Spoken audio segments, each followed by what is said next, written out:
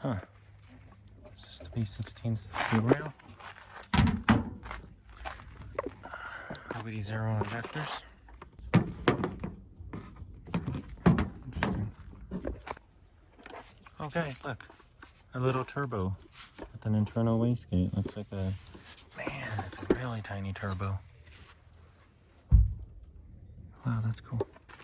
What is going on, you guys? Welcome back to the channel. This is another Junkyard vlog. My name is Nate. This is Leo. And unfortunately, we are a little too late. Oh, beautiful. Yeah, those are good. This CRX, it's an HF. It came into the yard 4 days ago. No, on the 4th, and today's the 10th. Okay, it came into the door. It came into the yard on the 4th. Today is the 11th, and it had a B16, had a body kit, and oh wow, taillights. But we were unfortunately a little too late. The car was posted online this morning, and when the first guy got here, he said the head was already gone and they were taking the block, and he took the transmission.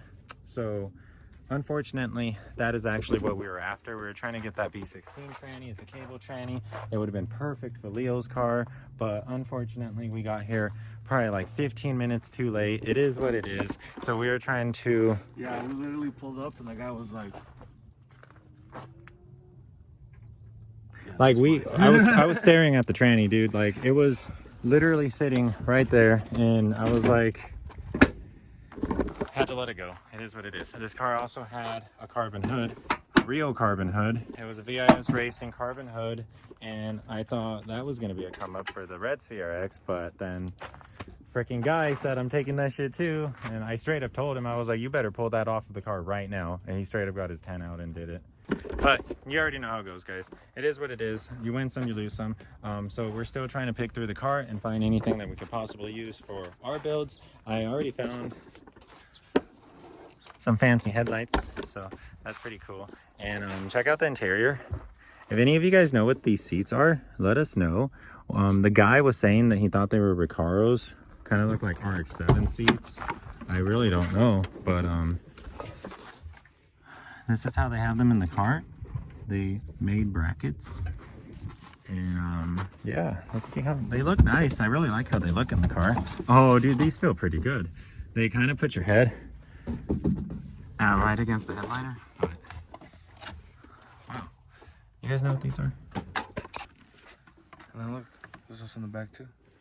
Battery bucket. For a big chunky battery. For a big wet cell. And it's already, see, and it's already been modified to fit a chunky battery. For a big wet cell. Oh wow. Oh wow. Dude. Wow. That's a big ass sway bar.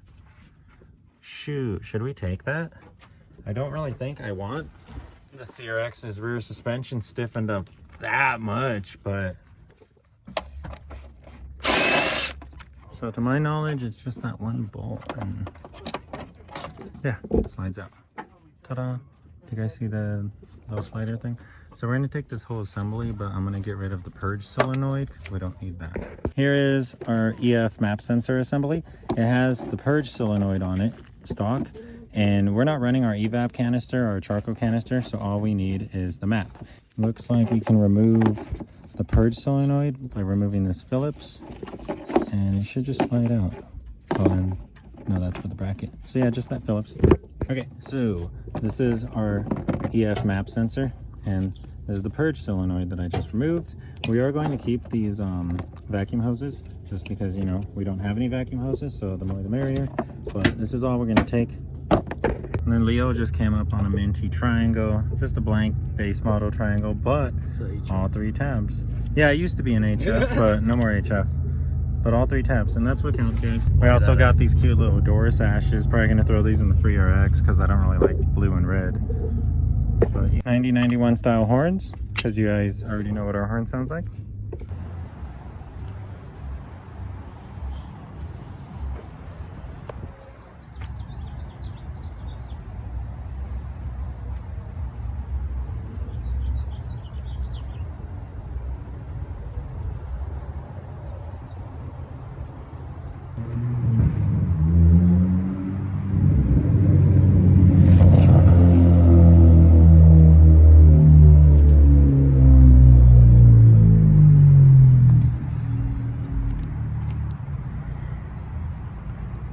pin. It's a 5-pin connector missing 1 pin. Alright you guys, so we're back here at the house and I was pretty much just doing some cleaning. I cleaned up all of the parts that we got from the junkyard, which is this. This is the cover for the fuel tank, all of the fuel lines. I got this really long positive battery cable, and then I got another AC delete duct. So I was just getting all of those things cleaned up, as well as Leo's parts car's fuel tank, because that is now going to be my CRX's fuel tank. We also got some small things like some blue bulbs, high beam and low beam, and we got these clips. If you guys don't know what these clips are, basically this is the reason my bumper sits like this, because those clips pretty much go underneath the tail light and they lock the bumper in place, and they pretty much keep it from going forward and overlapping like this. So we're gonna get those installed. That'd be cool. And as for our fuel tank situation, our missing fuel wires situation, I pretty much got it all figured out. I got hit up by a ton of people. I reached out on Instagram with the problem, and I was like, pretty much like, yo guys, what are the fuel tank connectors? Like, what are the year differences? Like, what's going on? Because the manual said one thing, my eye saw another thing. A lot of other people were messaging me conflicting information, so I was really confused. And if you guys don't remember, check out the last video, but pretty much I have a bunch of fuel pumps, I have 2 fuel tanks, and then I have a bunch of main harnesses, and pretty much nothing connects to anything. All of the main harnesses have different fuel tank connectors. All of my fuel pumps have different connectors. It was just a mess. But pretty much one guy hit me up on Instagram and basically cleared it all up for me. And just like that, I lost the message. Well, anyways, needless to say, I have it all figured out. I have a CRX fuel pump that is going to connect to a CRX connector. I pretty much just have to do some depinning and repinning and we'll be good to go. Anyways, I got a couple of little brackets and stuff from the junkyard that I've been needing, and just pretty much just stuff and miscellaneous stuff. Again, more little tiny things. I'm gonna go throw all of that stuff on the car. I will show you guys the highlights, and we still got a little bit of work to do, but we're close to firing up.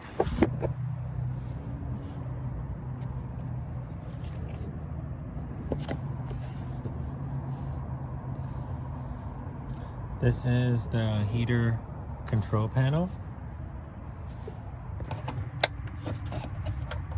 Okay. I'm not sure if this is OEM or what this guy is, but it's a 6-pin connector, and it was on the steering shaft of the parts car, but I can't seem to find a place for it, and it's not popping up in the 88 manual.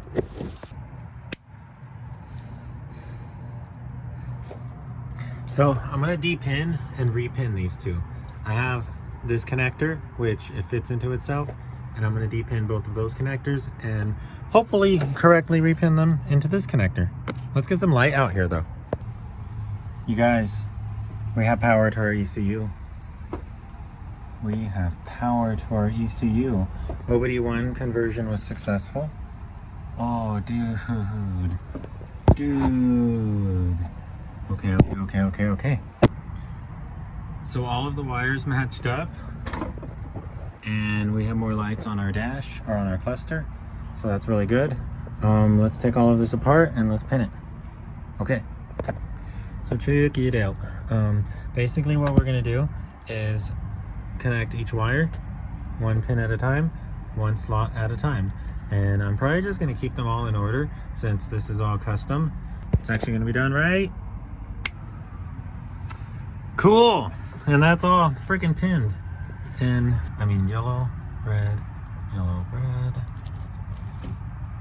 that blue, there's the blue, that green, there's the green, then another yellow, red, then another yellow, red, that orange, green, brown, black, gray, black. We have blue, green, orange, yellow, white, looks like yellow, silver, yellow, green, freaking red, and then freaking red. So we should be good to go. This is the check service connector. Remember the guy that we relocated is from the fender? Reading our codes right now. See what we got. Did I start over? 10. Okay, that's code 20. 22.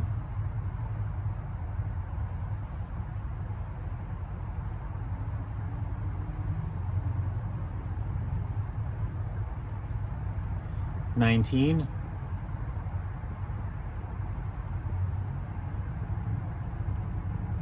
Okay, so we're displaying codes 22 and code 19. And then when you disconnect the jumper, solid check engine light again.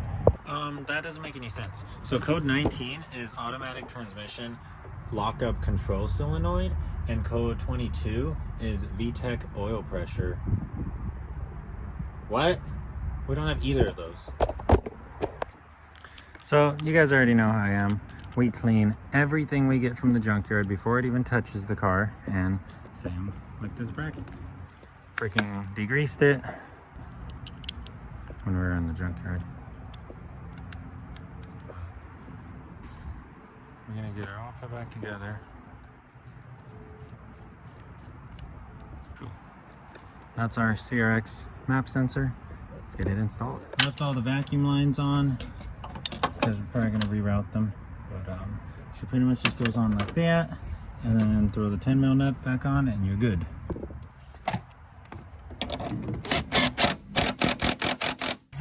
And now, because of this, we don't have to run our floating map sensor.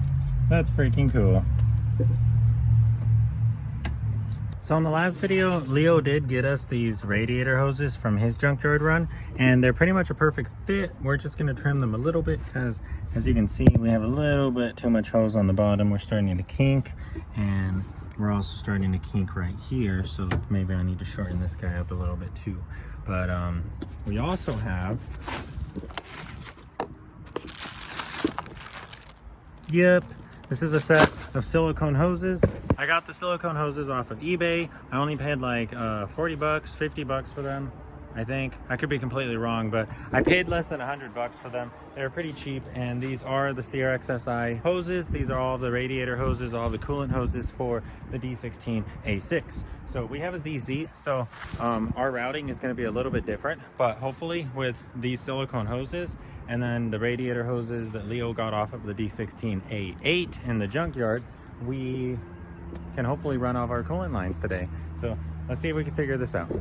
Oh dude, they give us a whole freaking little Ziploc full of Harbor Freight clamps. That's awesome.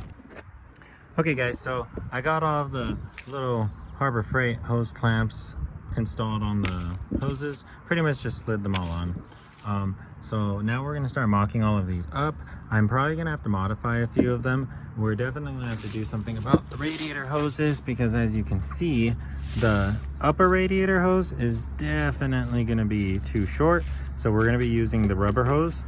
And then for the lower radiator hose, well, the lower hose was already a little long, so maybe we can bend the silicone hose to work.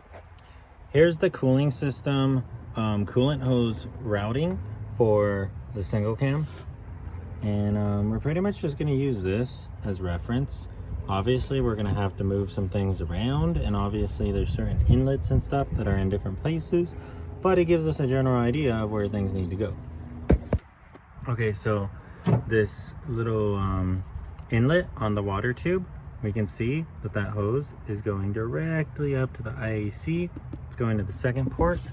So let's look in here. Here it is, going to the second port on this guy. You guys can't see it, but I can feel it with my fingers. And I feel like this guy would be appropriate. Okay, so we're getting that guy all tightened down. And then this guy looks like the replacement for that rubber hose, right? Okay, so I think we'll be good right there. It's all tightened down, and I am glad I replaced this hose because this guy is very dry. Okay, so I got this one in. This one's pretty awkward. I really wish that this wasn't a 90 and it just came straight out, because that would have been freaking perfect, but it's a 90. It is what it is. So pretty much what our coolant route is, from the water pump up to the idle air control valve, back out of the idle air control valve, through the friggin' throttle body, through the head. That's pretty much how our routing is going. And as you guys can see, no fast idle valve, because we're OBD1. We already learned our mistake. We already learned from our mistakes. This guy goes, yeah, they go on. Okay, so it's looking like our silicone hose kit does not provide us enough of these medium hoses to loop our heater lines, because we are not running a heater core at the moment. We are going to run a heater core, but we just aren't right now. So we need to loop this heater port all the way over here, and we definitely do not have enough hose. So we're probably going to run an AutoZone to grab that hose later, but for now, let's just do what we can. Let's just work with what we got. And next up is the large radiator hoses. Let's get the actual radiator mounted up. Let's pick this guy up, something like that. These are really crude cuts and they look to be flared out. So let's measure. Let's see how much tube we can lose, and let's trim this. So it looks like we're actually kind of the perfect lengthwise. So we'll have to be very careful to only trim this and not actually really remove too much usable tubing. But for over here, we are already kinking right here because we're being pushed out too far. And this tube is so flared out that it's not really even gripping onto the inlet. So let's definitely trim this guy a bit. Had to remove the radiator to get the silicone hose on, because damn boy, she is tight. Okay guys, that guy's in there. Radiator's installed. All of our hoses are firm, all of our hoses fit, and this lower silicone hose actually ended up fitting pretty nicely. It is pretty damn tight down there, but it works. And we're running a rubber hose up here, and we are still missing our heater hoses, so we're gonna have to still figure out that kind of stuff. And yes guys, my radiator is still floating in there. It is not supported or mounted in any way whatsoever. It's only held in by basically being balanced in between the traction bar and the bumper cover, and with the tension of the hoses, it's not going anywhere. Like, yeah, it can flop around, but it's not going anywhere, dude. And the plan is for Leo to fab something up for me, but you know, that's whenever he gets a chance to do that. And we also are still going to need a reservoir. I have some OEM reservoirs inside of the shed that fit right here, but I'm not really trying to run a crazy ass line like that. I think we're pretty much done with our coolant hoses. So we have two things that we still need to do. We need to repin our fuel pump connector, and we need to actually establish a fuel source. Here is the fuel tank from Leo's parts car. This is the fuel tank that we are going to be running until we go fuel cell. So let's get the pump out and let's see what it looks like inside. Hopefully it's not rusty. I really hope it's not rusty.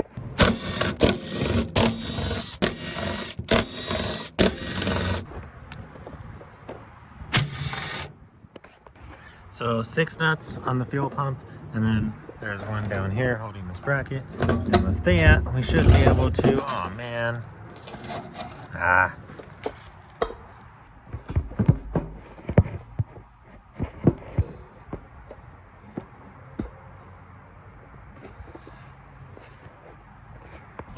Well, it is a little rusty, as you guys can see. Like, it is a little rusty, but it's not like super rusty. My fuel tank that came in this car, man, that thing was really rusty, because I did the acid bath on it. I used muriatic acid like they use to clean swimming pools. I used that on my fuel tank, and it got a ton of rust out. But when you look inside, it's still covered in rust. Like, there's still rust everywhere. But this one, I still see some bare metal. I still see some like silver bare metal. So it's not completely rusted out. I think it's only rusty on the bottom, and I guess that's probably, you know, where fuel was sitting at, and the ethanol attracts water. If you guys don't know, that is why your fuel tank rusts in when you leave gas in it. Ethanol attracts water droplets, and you know, water and metal makes rust. But this guy is pretty crusty, but the housing itself doesn't look too bad at all. Like, it's mainly the pump that's all crusty, and that's what we're going to be replacing. So let's strip this guy.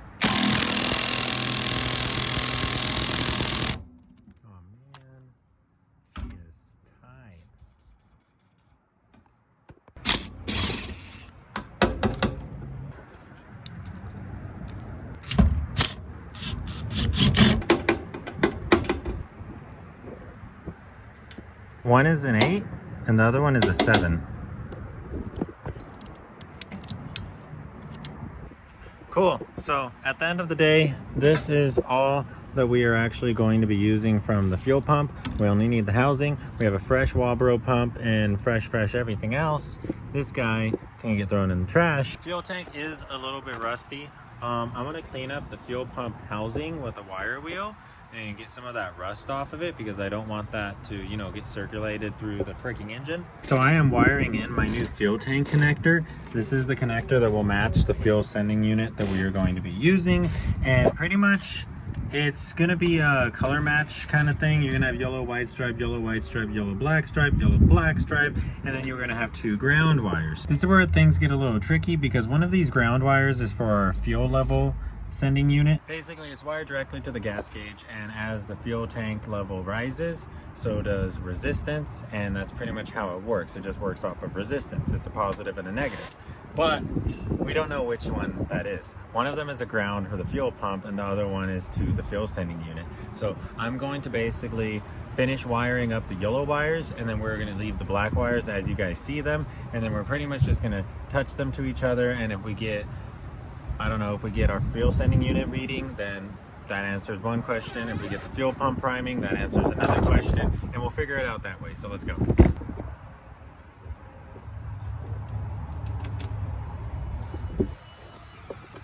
Guys, did you hear that?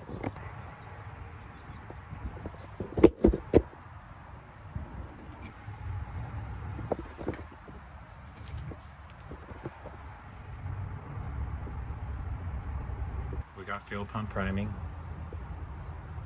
We're close. We're really close. What's going on, you guys? So I just got back from the auto parts store. I got some cheap coolant, some diesel oil, and I got some radiator hose, and also some vacuum line. So hopefully we can wrap up everything under the bay, and we can, I don't know, maybe get her to hold water. Let's find out.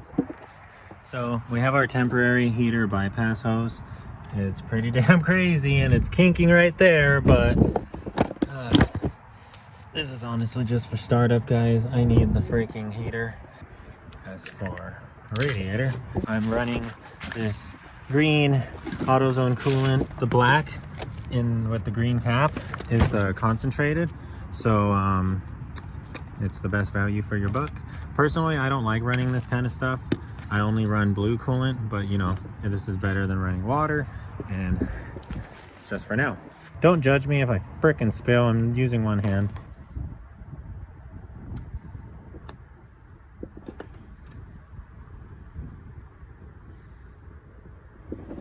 Okay, so I've poured about half of this in there, and it's already getting to the top of the radiator. So since this is concentrate, I'm gonna go fill it up with water, and the rest that goes in is going to be mainly water.